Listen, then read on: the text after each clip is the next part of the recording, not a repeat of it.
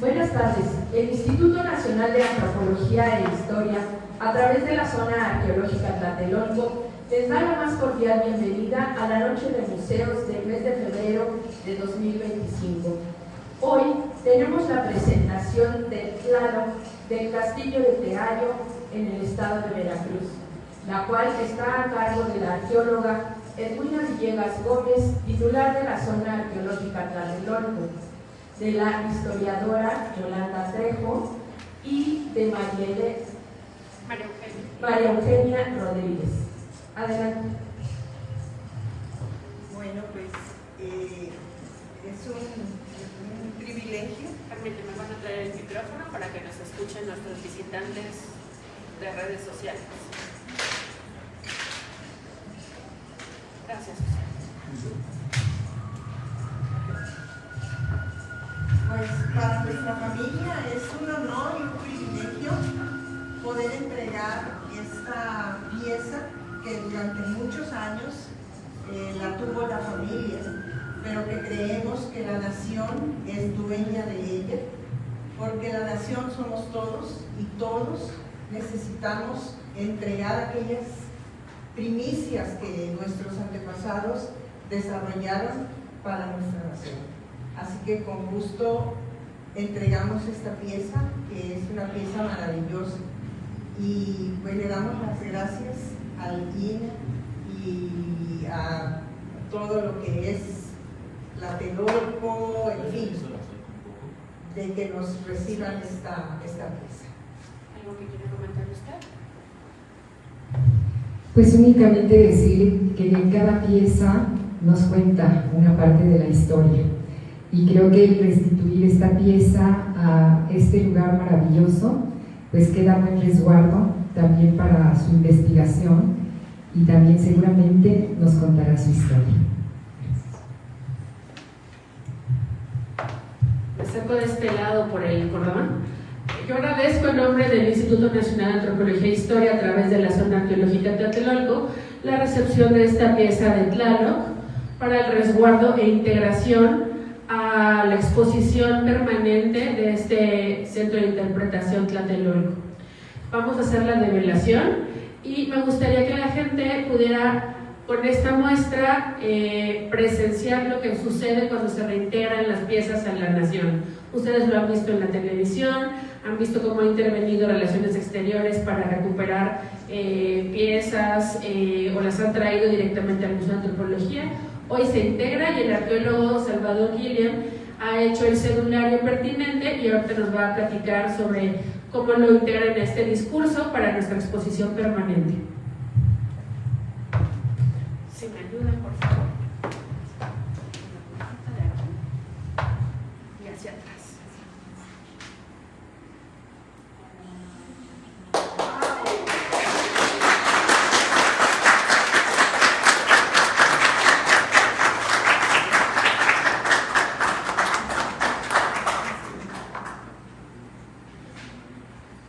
Susi, ¿le puedes dar la palabra al arqueólogo Salvador y la presentación de su ponencia? Si nos gustan acompañar para presentar. A continuación tendremos la conferencia Los susurros del viento, a cargo del arqueólogo Salvador Gilliam Arroyo, titular del proyecto Tlatelolco 1987-2025. Buenas noches a todos. Buenas noches a todos. Bueno, antes que nada, María Eugenia, mil gracias, es una pieza extraordinaria. Yola, gracias, es una compañera de tantos años de trabajo. Creo que es socia fundadora de Lina, Yolanda Trejo. Llevamos muchos años, 47 años de profesores. Vamos para que se den una idea. El tipo de la plática para el día de hoy le llamamos Los susurros del viento. Y el tema, para poder vincular la entrega de esta maravillosa estela, justamente es de dónde proviene la estela. Viene del Castillo de Teayo, que es norte de Veracruz, muy cercano al Tajín. Es un sitio que se va a fundar a principios del siglo XIX, 1820 aproximadamente, 1790. Está Tampico como uno de los grandes puertos, Veracruz, están peleándose, de hecho que se llama El viajero pernicioso, como por Tampico y como por Veracruz entre el cólera morbus, del cual estamos trabajando ahorita 527 entierros con el arqueólogo Miguel Marín y otros compañeros que por aquí andan. Entonces, se pudo vincular todo lo que estamos trabajando en Tlatelolco justamente con este donativo.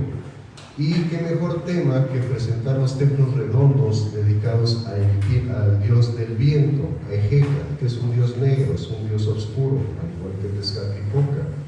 Y muy probablemente va a tener su nacimiento a raíz de la fusión de toltecas chichimecas, olmecas y calacas, que es un tema que he trabajado desde el año de 1990, que le propuse al Consejo de Arqueología hacer estos trabajos. En 2014 tuvimos la suerte con el equipo de trabajo, del cual también estaba por ahí Miguel Marín, de descubrir un templo dedicado a Ejeca, pero sus características son completamente totonacos. De ahí la recepción de esta pieza, por si algún día podemos habilitar ese museo de sitio que tenemos aquí a una calle, en la calle Flores Magón, poder presentar esa estela justo con un templo que seguramente habitaron gente que viene de esa región. Bueno, vamos a empezar la charla. Tlatelolco va a tener unas dimensiones bastante grandecitas, ya que Cuauhtémoc, hacia 1523, va a escribir su códice, la ordenanza de nuestro señor Cuauhtémoc, en la cual él marca los límites del territorio. Va a ser de la Lagunilla, del Ejido Norte, hasta Tecámac, y va a ser de Nonualco hasta Tepito. Va a ser los límites de Tlatelolco. Y su escudo de este señor es el águila que está posado justo en la fachada norte de la iglesia de Tlatelolco. Cuando vayan a la visita guiada se van a poder dar el gusto de ver el escudo de armas de Cuauhtémoc postrado en la iglesia católica. Bueno, esto es el crecimiento de Tlatelolco. Los mapas que ven en esta imagen es el plano de Uppsala, el 556, el plano de Trasmonte del siglo XVII, 1628, 1773 y 1944. ¿Qué es lo que vemos en los mapas? Lo que estamos viendo es que Tlatelolco no creció. En la ciudad de los Palacios se quedó de la Lagunilla en la parte norte y se redujo hasta la parte sur, a lo que es la iglesia de San Pablo. Y de la parte de la Candelaria de los Patos, donde estaba el Navarrador, donde estaban las atarazanas del Hernán Cortés, va a ser hasta Bellas Artes, a lo que es el Palacio de Bellas Artes, los límites de la ciudad de los Palacios. Tlatelolco no creció, no tuvo habitantes como lo fue la Ciudad de México. Y por ello, Tlatelolco era la capital de la República de Indios. Los indios, por lo tanto, no vivían aquí. Entonces, pasan los años, en 1860 se expropian todos esos terrenos por Juárez, se hacen los ferrocarriles nacionales de México y van a pasar los años hasta 1944 que Pablo Martínez del Río, Antonieta Espejo y Robert Barlow van a proponer buscar el templo mayor de Tlatelolco. ¿Cuál era la fortuna de buscarlo en Tlatelolco y no en Templo Mayor, no en la calle donde Manuel Gamio había trabajado en 1913, 1917, en la calle de Guatemala, justo con Argentina? ¿Por qué no buscar ahí el Templo Mayor de Tenochtitlan? ¿Por qué el de Tlatelolco? Pues precisamente porque no había crecido, el urbanismo no había afectado tanto Tlatelolco. Y Antonieta Espejo hace un relato en un homenaje a Pablo Martínez del Río, cómo vienen el 8 de abril de 1944, entran por el Jardín de Santiago, que era el Paseo de la Biznaga, donde ellos querían excavar, querían hacer pozos estratigráficos, sacar mucha cerámica y decir, la cerámica más antigua de Tlatelolco es esta, ¿no? Vamos a decir una Teotihuacán. Y Pablo Martínez del Río cuenta a Antonio Espejo que llevaba un bastoncito y que iba haciendo los detritus de los borrachos, porque aquí era la Habana del Pulque. Entonces estaba lleno de cantidad de borrachos. Ya me imagino los detritus a los que se refiere Antonieta. Entonces va con el bastón haciéndolos a un lado. Don Pablo Martínez del Río le da la vuelta a la iglesia y cuando está frente a ellos, dice a Antonieta que mete la mano al bolsillo y le da dinero a Robert Pablo. Dijo, tenga, excaven el templo mayor que está ahí frente a ese árbol en el atrio de Tlatelolco. Por eso los créditos son completamente para don Pablo Martínez del Río. Lo dice Antonieta, la que trabajó en Antonieta, pero bueno, la idea dicen que era de Pablo. Ahí están en este mapa, más o menos, la distribución que teníamos del jardín, el convento, la iglesia. Este es el cuartel militar, ahí lo pueden ver, la prisión militar, que era el convento. Así empieza a trabajar Antonieta en los años del 44. Va a buscar, va a hacer 13 pozos estratigráficos, partiendo de la iglesia hacia lo que es ahora el eje central. Esos 13 pozos estratigráficos va descubriendo una etapa tras otra del mismo templo mayor. En el pozo número 3 descubre la etapa más antigua, la pirámide más vieja, que ella le va a llamar Tlatelolco 1. La dejan ahí, viene Lorenzo Coronado, que por aquí anda la nieta, Susanita, de don Lorenzo Coronado, y empieza a conservar la pirámide, empieza a hacer incluso un muro para que aquellos borrachos de los detritus, pues tuvieran a bien dejarlos fuera de lo que era la zona arqueológica del 53. Y va a empezar con Lorenzo Coronado a tratar de conservar la etapa más antigua del Tlatelolco a la vista, pero no se puede, tienen que volverla a clausurar. Después de este fenómeno, la zona arqueológica de Tlatelolco realmente queda nada más los edificios que correspondían a las estructuras de lo que sería el templo mayor, no había más descubrimientos, pero se le ocurre a don Adolfo López Mateos hacer la unidad habitacional Nonoalco Tlatelolco, con 130 edificios, 102 habitacionales, 28 de servicios, y justamente en 1956, que es un gran año, yo nací ese año, imagínense, el maestro don Alfonso Lazo va a publicar el plano de cómo están los barrios de Tlatelolco, los 19 barrios de Tlatelolco, nada más para que se den una idea. Y ya, a pesar de toda esta información, de cómo estaba lleno de vestigios desde Tepito hasta Nonoalco, del eje 1 norte, más allá de Tecámac, no le importó al presidente y manda hacer la unidad habitacional. Va a entrar un arqueólogo a hacerse cargo, que es don Francisco González Rull. Aquí está el plano de Mario Pani, que además es muy bonito cómo plantea que el templo mayor descubierto por Antonieta Espejo sea sacado piedra por piedra, colocado en una plancha, pasarle un tubo con la flama de la paz eterna en la cúspide y rodeado de agua también el convento, también la iglesia, y desaparecer el Tecpan. Carlos Flores Marini impide la destrucción del Tecpan, anunciando dos cosas. Una, que están destruyendo el Palacio de Cuauhtémoc, que por cierto pasado mañana se celebra su aniversario, el día que lo sacrificaron, el 28 de febrero. Bueno, dice Carlos Flores Marín, están destruyendo el Tecpan, el Palacio de Cuauhtémoc, y por otro lado, el mural de Cuauhtémoc contra el mito de la vida Álvaro Siqueiros se ha convertido en burdel. En la calle de Sonora número 9, ahí está convertido en burdel. Esto asusta obviamente a todos los grandes señores del PRI, Adolfo López Mateos, Mario Pani y demás, y se inventan el recinto homenaje a Cuauhtémoc. Y dentro de esa idea, ya una vez que se da la noticia del mural del recinto homenaje a Cuauhtémoc, en lugar de hacer el gran lago que quería hacer Mario Pani, hace las fuentes. Una de ellas, no sé quién le rompió el motor a la fuente que estaba aquí abajo y la convertimos en un módulo de atención al turismo, porque no había espacios para que el INAH pudiera hacer el museo de sitio. Pero entonces, esta es la idea de Mario Pani. Aquí está un canal con un puente, que era el puente de unir Europa y América, el puente del arco iris, el canal veneciano, así aparece en su proyecto, unas ideas románticas maravillosas de los arquitectos. Pero bueno, afortunadamente había un arqueólogo, don Francisco González Rull. A él lo van a poner a buscar el tesoro de Montezuma, el tesoro de Cuauhtémoc, por todos lados. Hace más de 18 exploraciones. Tiene un librito muy simpático que pueden conseguir en el INAH, que se llama En busca de un tesoro perdido, se los recomiendo. Y van a ver qué no pasó a don Francisco González Rull, porque le decían, excava aquí, el cura dice que aquí había tales cosas, ¿no? Justo atrás de la iglesia hay un templo redondo, ya vamos acercándonos al tema. Sobre ese templo redondo va a encontrar restos de un caballo, y como andaban buscando el tesoro de Cuauhtémoc, lo primero que salieron noticias es que era el caballo del conquistador. Llegaron los paleontólogos, llegaron los especialistas en animales, y resulta que no era el caballo del conquistador, sino la mula del señor cura, así dice el dictado. Bueno, aquí está lo que queda de aquel sueño romántico de hacer una gran unidad habitacional de 130 edificios.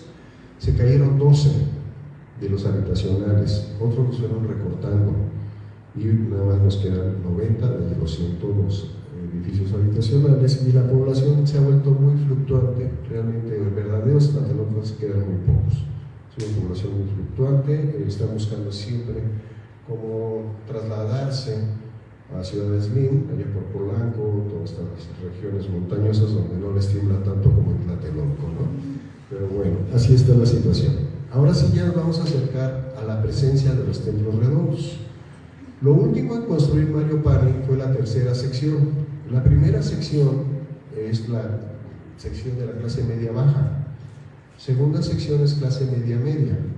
Y la tercera era de los juniors. Aquí había un montón de juniors con un acceso a lo que eran los penthouse. Y el que tenía el mejor era el del edificio Cuauhtémoc. ¿Por qué no? Porque también desde ahí se veía el Zócalo. Y todavía está habitado, hay que decirlo.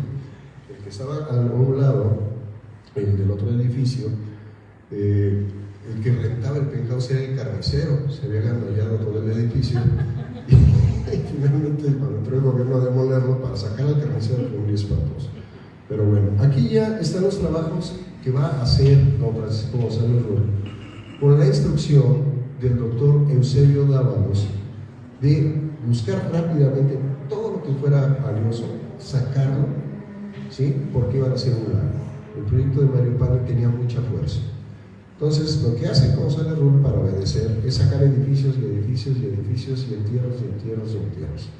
Dice Antonieta Espejo que para sacar la etapa 2 del Templo Mayor sacó más de 10,000 muertos en costales de cemento. No los pude estudiar. ¿Dónde están? No sé, afortunadamente, si no el consejo me da la orden de que yo los estudie. Y no sabemos dónde quedaron esos esqueletos. González Rull empieza a excavar y lo mismo, entierros por todos lados. Se encuentra una fosa común en lo que ahora es la Plaza de las Tres Culturas y encuentra una nota de cómo cuando está la epidemia de viruela, empezando el siglo XVI, a mitad del siglo XVI, se llena el Panteón de Santa Isabel, lo que es el Palacio de Bellas Artes, que también en el siglo pasado se encontró parte de ese panteón muy saturado atrás hacia la parte de la Casa de México Tacuba, que trabajó Miguel Hernández. Y bueno, resulta que de esa gran peste se traen los muertos a Tlatelolco y los entierran ahí, justo donde los encuentra Paco Rull, en la Plaza de las Tres Culturas. No hace mucho, hace unos 12 años, atrás de la placa famosa hubo una orden de hacer perreras para supuestamente la policía y cuidar la unidad habitacional. Cuando hacen esa caseta con esas perreras, entra el arquitecto, rompe, llega al tubo del drenaje que mide 2,20 metros de diámetro, 2,50, y sobre ellos cantidad de huesos, terrible, no tienen ni idea. Vino corriendo con nosotros, ¿qué hacemos? Tapamos. No podemos excavarlo, no hay un permiso, no hay nada, tuvimos que intervenir, después hacer proyectos de salvamento. Llegó un momento que teníamos 60 arqueólogos trabajando en toda la unidad. Pero bueno, este complejo del Tlatelolco se ha caracterizado por tener muertos en todos y cada uno de los hallazgos. En estas excavaciones de don Francisco González Rull va a empezar a liberar el patio norte y el patio sur. Lo que se iba a convertir en el lago empieza a salir templos y templos y más templos, altares, patios y todos cubiertos de entierros, una enorme cantidad. Son 3 capas de entierros, los de la conquista española, la conquista que hace Tenochtitlan sobre Tlatelolco en 1473 y la capa más profunda corresponde a entierros rituales, a lo que realmente era la esencia del Mexica Tlatelolco. En este plano van a poder ustedes ver todos los edificios redondos que hemos podido rescatar. Vamos a diferenciar que los altares no tienen plataforma de acceso, son circulares, son una tortilla, tiene 3 escalones o 2 remetidos para que la gente pueda subir y depositar ofrendas. Es de acceso público, son altares, no templos. Los templos van a tener siempre al frente una zona liminal, una plataforma en la que va a frenar al visitante. Hasta ahí llega el visitante, hasta ahí deja la ofrenda. Y el especialista la toma de esa plataforma, la sube y le entrega a Dios que está dentro del altar, dentro del adoratorio. Bueno, aquí hemos encontrado 7 templos redondos. Aquí tienes tu ejemplo. Perdón, ahí está. Ahí lo pueden ver ejemplificado muy bien. La arquitectura, como lo que son los altares y lo que son los templos. Los templos siempre van a tener algo enfrente. para frenar al visitante. No pueden acceder y quedar de frente a Dios. ¿De acuerdo? Entonces, aquí está el templo de Hécate, que es descubierto por González Rull. Él lo corre en mayo de 1964 para que López Mateos pueda inaugurar, pero queda en su lugar Alberto Ruz, el que descubrió la tumba de Palenque. Y ahí sí ya el presidente de la República no le quiso entrar a las cachetadas, le deja que termine de sacar todas las pirámides, todos los entierros. Se piensa en hacer en el Museo de la Anáhuac, en el convento. Era la propuesta, hacer el recinto homenaje a Cuauhtémoc y hacer el Museo del Pulque. Son los tres grandes museos que el 2 de octubre del 68 impidió culminar. Por el contrario, Díaz Ordaz da la orden de desalojar Tlatelolco. Echeverría, que fue el intelectual de su momento, da la orden de que todo lo de Lina se vaya al Museo de Antropología.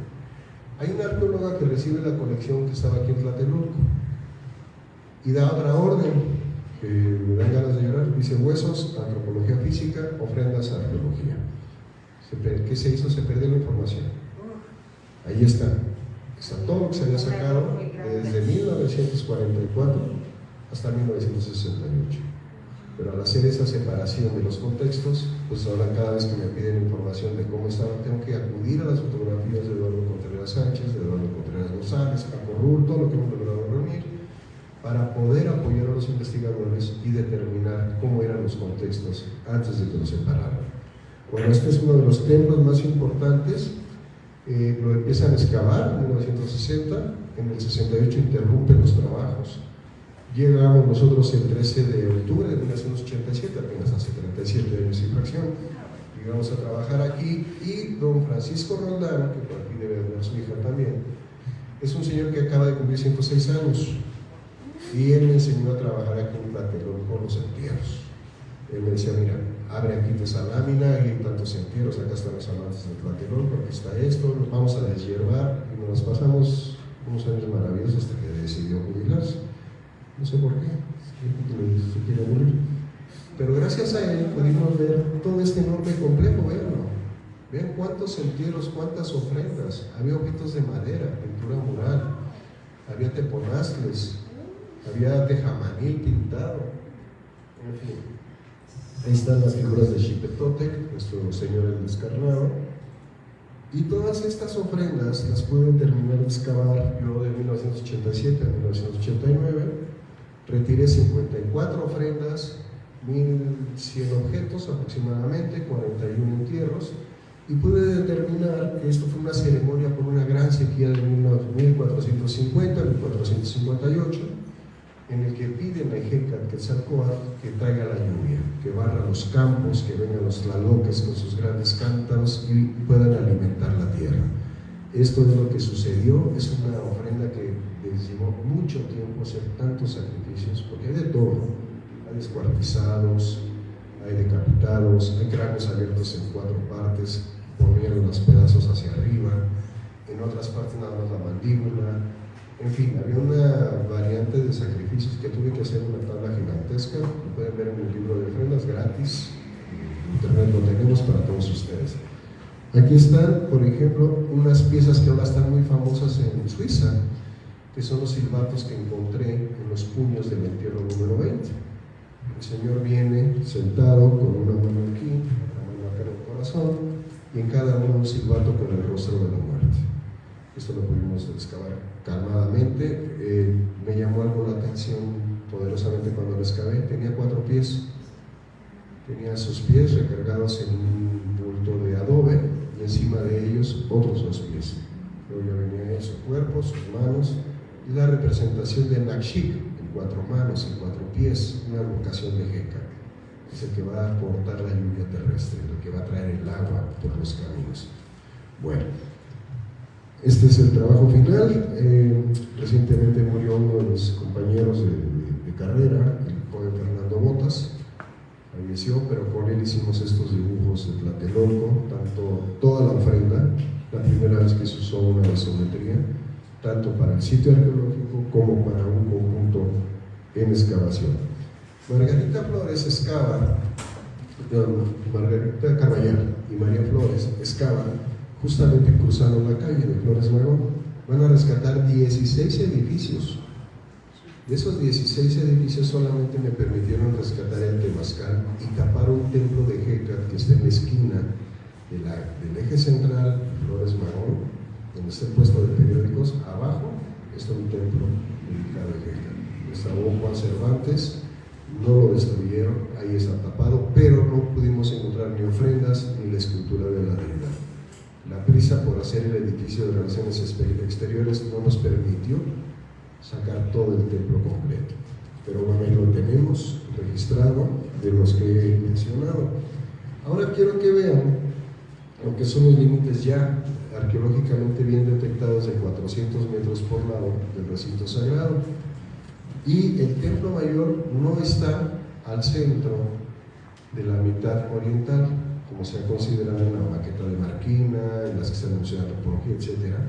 Todo el planteamiento de que el templo mayor estaba justo al centro del recinto sagrado, en Tlatelolco no sucede. Está en el cuadrante noreste y va a tener otras características muy interesantes.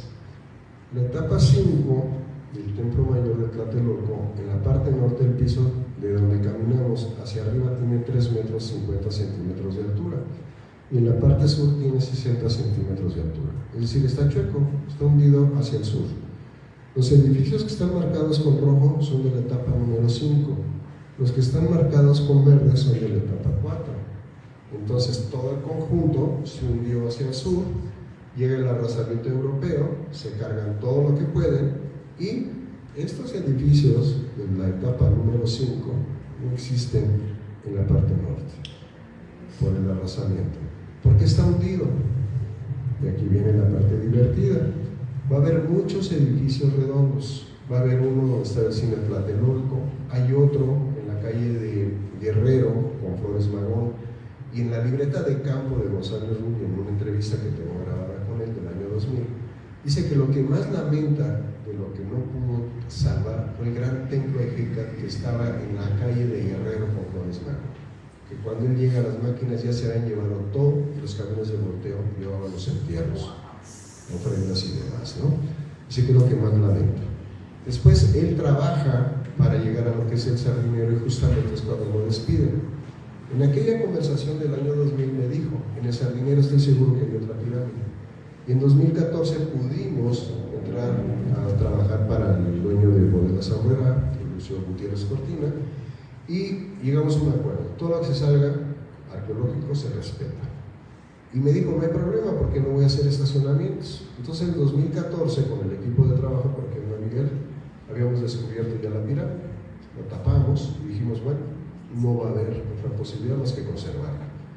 Pero en 2015 no pudieron excavar porque los querían extorsionar, suspendieron. Viene 2016 y dice, ahora sí, yo voy a hacer 2 estacionamientos. Le dije, pues no sé dónde, porque te tengo que enseñar algo, y tu palabra contra la mía. Ahí está la pirámide. Fuimos, la vio, me dijo, no, mi palabra sigue. Dice, voy a pasar a la historia como un donante, como les usted habla. ¿Sí? Y ahora, ¿cuál es la importancia de este edificio? Estos son los entierros también del cine Tlatelolco, donde también Miguel Marín ha andado por todos lados, parece el mole de hoy, Miguel. Y la Jonjolí. Ahí están los entierros, como van quitando nada más el piso del andador junto al cine Tlatelolco, salen los entierros. Y era un complejo también del dios del viento, también lo mencionaba don Francisco González Rubio. Ahí no pudo detener las máquinas, se lo cargaron los arquitectos. Este es otro entierro que está aquí en la esquinita de Flores Magón y Eje Central, pero ahora del lado de la zona arqueológica.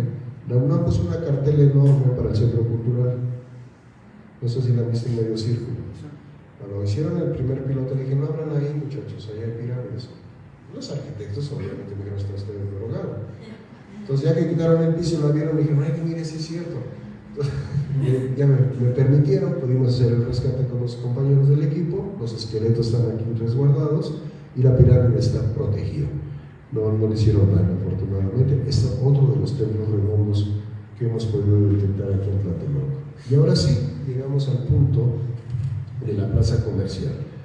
Aquí ya que empezamos el trabajo de consolidar, de limpiar, de delimitar hasta dónde podían pasar los carros para el estacionamiento, que lo podíamos convertir en museo, porque sí respetamos la ley, pero también tenemos que ver cómo vamos hacia adelante, cómo vamos hacia el futuro. No podemos estar expropiando todo el territorio nacional porque es zona arqueológica. Lo sabemos que tenemos que tener nosotros la inteligencia, junto con la iniciativa privada y con el pueblo mismo, de crecer, de poder ir hacia el futuro. Y esta era una necesidad social, hacer este tipo de trabajos, y se respetó perfectamente los contextos arqueológicos. Y cuando estábamos haciendo esto, la sorpresa es que el templo más antiguo de este barrio de Xolalpa es huasteco, es vicónico, como los de Tajín. Por eso el tema elegido de hoy era esta plática. Pueden ir al museo, pidan la cita, vean la visita guiada, vayan a visitarlo, lo ven muy cerca, no tenemos andadores, tenemos que entrar con mucho cuidado, con mucho respeto al lugar. Van a ver este edificio completamente huasteco, es una importación. Ahora bien, ¿dónde está? Está donde termina el límite de la etapa 4 del Gran Recinto Ceremonial de México, Tlatelolco. Cuando está creciendo como kiwis hacia 1428, 1467, dan la orden de ampliar el Gran Recinto Ceremonial. Tlatoa es el gran importador de mercancías, crece el tianguis de Tlatelolco de una manera brutal. Un día Manolo del Barrio se van a divertir mucho, unos chismes buenísimos. Entonces, van a darse una idea de cómo crece Tlatelolco a la liberación de Azcapotzalco. Y justamente al momento de crecer, este templo, que era el corazón del barrio de Xolalpa, en lugar de la arena, ¿sí?, es cubierto por el límite del recinto sagrado. Esas puertas que menciona Hernán Cortés, que no podían pasar para conquistar a los tenoscas, a los tlatelolcas, están justamente coincidiendo con ese trazo y lo tapan al hacer el edificio. Tiene dos etapas constructivas. La primera es completamente el templo vicónico y la segunda es completamente mexica. Ya la disfrazan y vean aquí los pendones que tenemos que hicieron para el Gran Recinto Ceremonial en la siguiente etapa, la etapa número 5. Es decir, que ya no se usó el templo redondo. Cuando vayan caminando de aquí hacia allá, pasan primero la entrada donde está el acceso a la zona arqueológica de ahí del templo redondo. A 20 metros está el otro templo. Actualmente pidieron un salvamento, no lo quise hacer, no quiero hacer ese rescate porque estoy seguro que otro templo redondo se hizo en ese punto. ¿Por qué?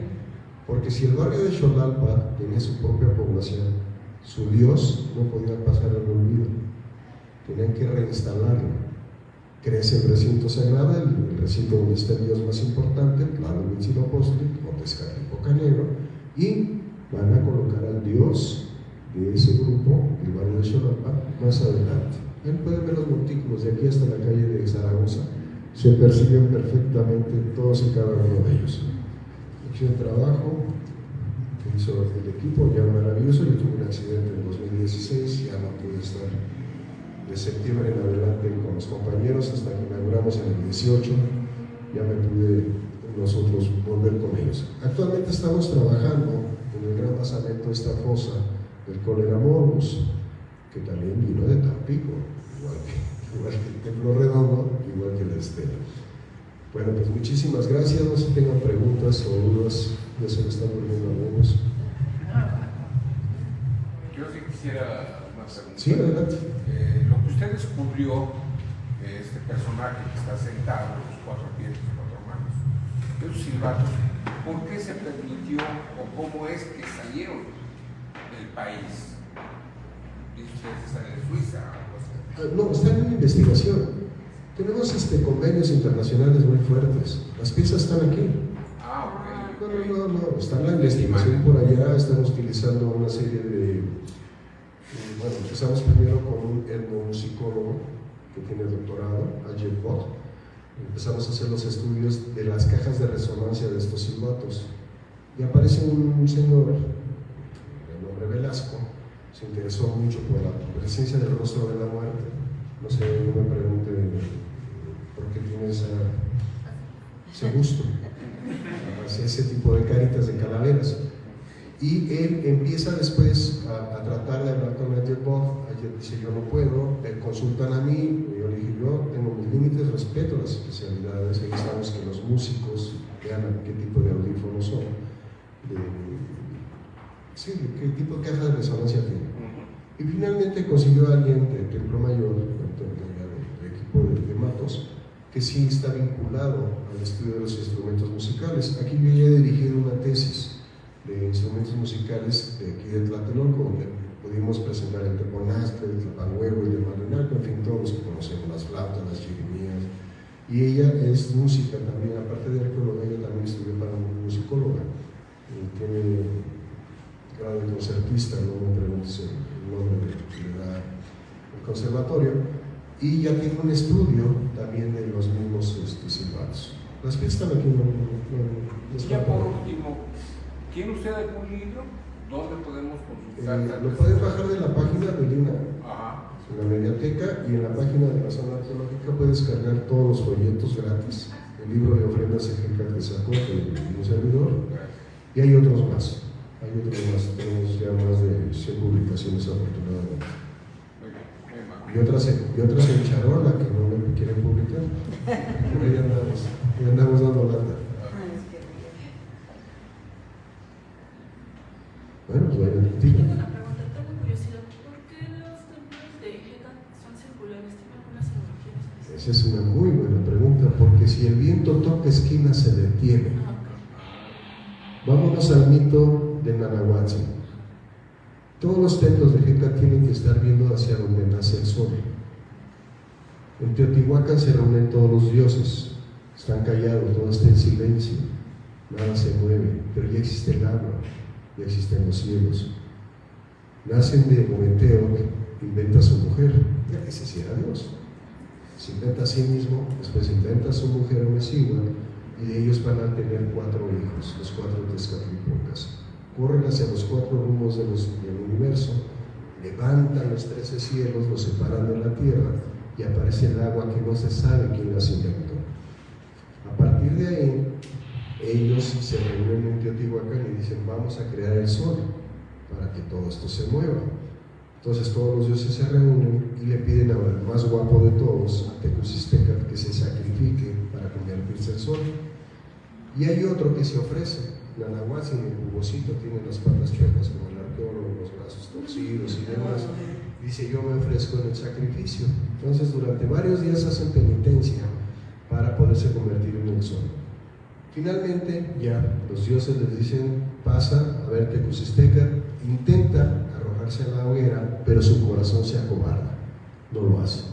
Le dicen a Nanahuatzin: te toca, y entra caminando, se empieza a quemar, y después Tecusistecatl dice: no puedo quedar atrás, corre, se arroja y se quema. Y voltean todos los dioses hacia los 4 rumbos del universo. 4 ven hacia el oriente: Hecat, Quetzalcóatl, Xipetotec y Chimalma, una mujer. Son los 4 dioses que ven de frente hacia donde nace el sol. Nace el primer sol, que es Nanahuatzin, nace el segundo, que es Tecusistecatl, y justamente Quetzalcóatl toma un conejo y se lo arroja en la cara al segundo por cobarde. Y hasta la fecha la luna tiene el conejo en la cara. Entonces, ya que están así, le piden a Hecat que corra, y corre hacia el poniente, se va hacia donde se oculta el sol, entra al inframundo, nace nuevamente Hecat, toma por la espalda las deidades y las empieza a mover. Empieza el movimiento gracias al viento. Por eso los templos son redondos, para que no toque esquinas y no se detenga.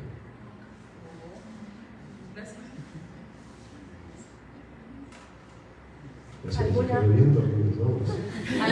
otra pregunta? Bueno, pues ya por último, en la estación Pino Suárez está el otro templo redondo. Exactamente. ¿Y cuántas conversiones le he visto que le hicieron? Porque el templo redondo lo convirtieron en el templo de 4 lados. Ese también lo descubrió González Rull. También entra cuando Paco Roll le piden que se vaya a Tlatelolco por órdenes presidenciales de las quejas de Mario Pani. Eusebio Dávalos había hecho la primera tesis de la Escuela Nacional de Antropología e Historia, y se llama La deformación craneana entre los tlatelolcas. De todos aquellos entierros que había descubierto Antonio Espejo, hace su estudio y se publica, es el primer titulado de la época con Eusebio Dávalos, y llega a ser el director de Lina con López Mateos. Y López le dice López Mateos le dice: quítalo, todo lo manda a que empiece a trabajar de Bellas Artes hasta Pino Suárez. ¿Por qué? Porque sabía que iba a hacer esto, a rescatar todo lo que encontraba. Y es lo que hace. Él entra justamente en la calle de Tacuba, por el eje central, y se va y sale hasta Pino Suárez y descubre ese templo, que tiene repito, tiene 3 etapas constructivas, pero una de ellas no es redonda, lo transforma. De un centro de un barrio, ¿sí?, lo van transformando a que otra deidad pueda dirigir a ese barrio. Pero también está dedicado a Heca. Tienen los monos, que es parte esencial del mito de Heca. Los monos, los changos, van representando las torceduras del viento. Eso es muy importante. Los changuitos, aquí en las ofrendas que excavé del 87 al 89, junto a muchos niños encontré sellos representando changuitos bailando, además con el ombligo que se les tiene que ver, porque la madre también estaba dedicada al viento. Por eso lo de Pino Suárez, los changos estos, y además la piel negra es maravillosa con la máscara de pato. ¿El pato cuando viene? Pues cuando empieza el invierno brutal en Estados Unidos. Puede ver la caja de agua, también puede visitarla gratis, y también va a ver a los patos como los cazaban aquí, plano de Upsala, etc. Es una parte fundamental de la vida del mexica, el pato, que es Heca también. Trae una máscara bucal en forma de pato. ¿Alguna pregunta? Yo.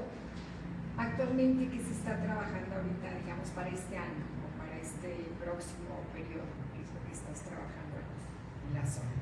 Estamos trabajando en las casas negras de Tezcatlipoca. El edificio es conocido como el Gran Basamento. Es una propuesta que apenas se hace en el año 1991.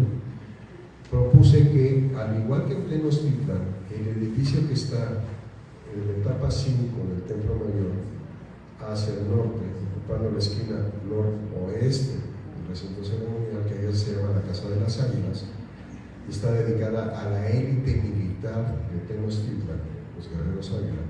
Aquí en Tlatelolco también debería de estar dedicada a la élite militar. Y con mucha paciencia esperé el presupuesto hasta que llegó en 2007, cuando don Alfonso de María Campos nos apoyó.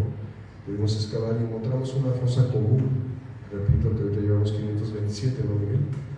527 entierros que hemos logrado exhumar. Están en estudios. También por aquí está la doctora Miriam Camacho, que es a la que hemos posicionado como líder de todas las investigaciones en antropología física, porque de eso yo no entiendo mucho.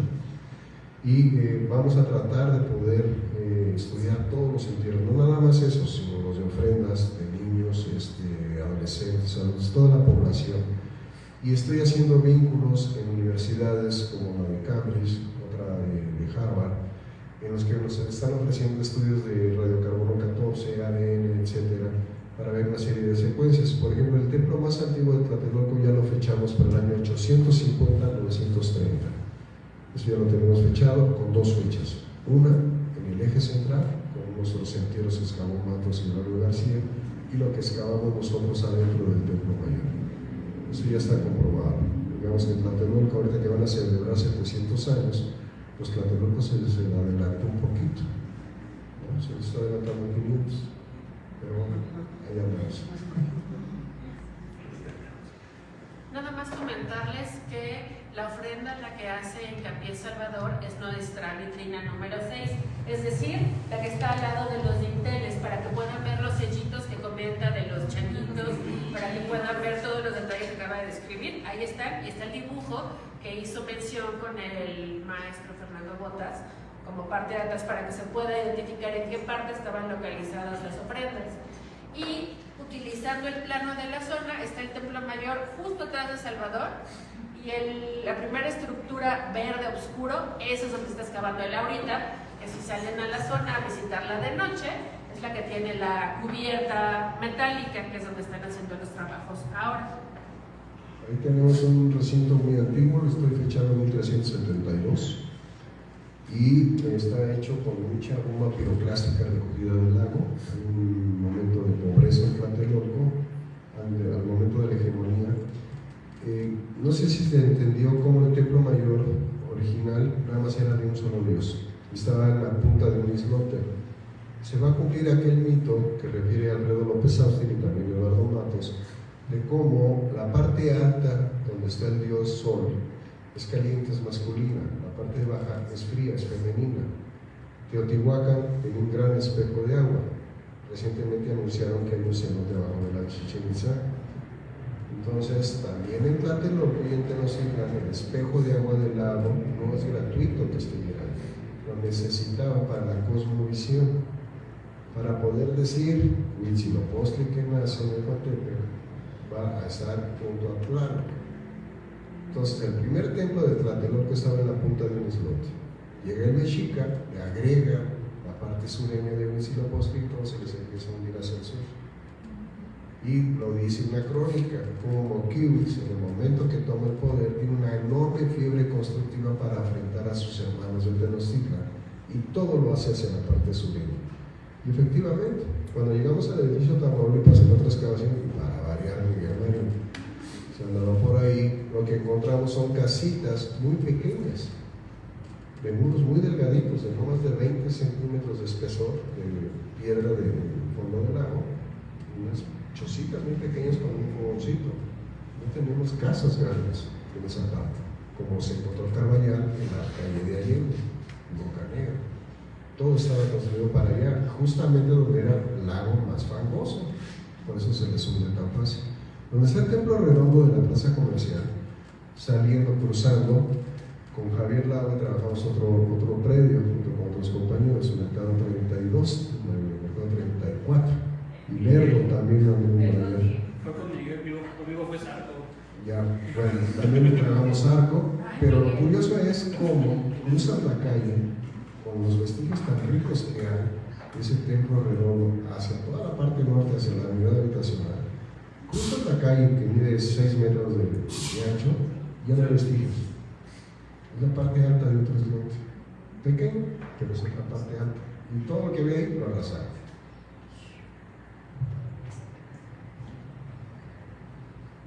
¿Listo? Vamos a hacer eso.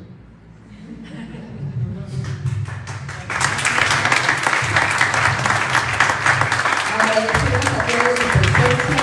Nuevamente, muchas gracias por la donación y todas aquellas personas que lleguen a tener algún objeto que pueda formar parte de nuestro patrimonio, los invitamos a que se acerquen, ya sea aquí con la titular de la zona arqueológica Tlatelolco, para ponerlo en valor para todos nosotros. Muchísimas gracias, arqueólogo, Gracias a todos por su valiosa información, por compartirnos todos estos datos, y los invitamos a que visiten la zona arqueológica. Permanecerá abierta hasta las 8 de la noche, no tiene ningún costo, y también los invitamos a que nos sigan a través de nuestras redes sociales para que se enteren de todas las actividades que tendremos próximamente.